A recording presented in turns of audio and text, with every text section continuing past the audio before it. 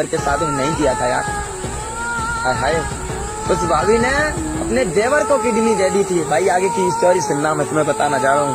उसके देवर की अचानक में तबीयत खराब हो जाती है, उसको नॉर्मली दवा लेने के लिए अस्पताल जाते हैं। वहाँ डॉक्टर जब मतलब रिपोर्ट मतलब लिखते हैं, रिपोर्ट होने के बाद उसकी मेडिकल रिपोर्ट आती है। उसके बाद मतलब उसमें आया उस रिपोर्ट में कि भाई इसकी तो किडनी नहीं है, तुम्हारा भाई कोई किडनी अगर दे सकता है तो उसे दे दो।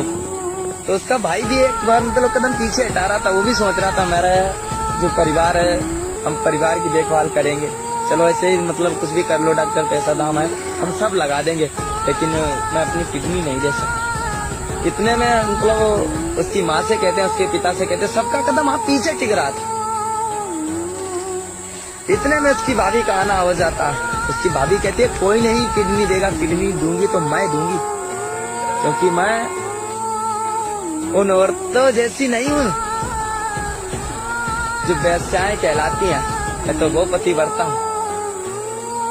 गृहस्थी का मतलब ही क्या होता है, फैमिली का मतलब ही क्या होता है, जो एक दूसरे को समझ ना सके।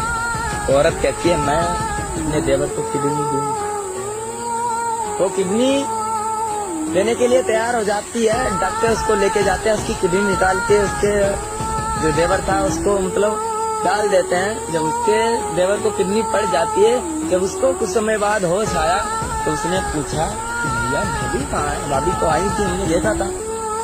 तो उसके भैया की आंखों में इतने आंसू थे भाई साहब, जैसे मतलब क्या कहें, मुसलधार बारिश। आंसुओं की कोई क्षमता ही नहीं, कितने वर्ष आए बारिश की क्षमता होती है कुछ ना कुछ, इनका भी कोई सीजन होता है, आंसुओं का कोई सीजन नहीं होता मेरे भाई। तो उसके भाई ने बताया कि तुम्हारी जो किडनी है खराब हो चुकी थी, जो किडनी तुम्हारे अंदर पड़ी है तो तुम्हारी भाभी ने दी। हाय, वो इतना रोया, इतना रोया।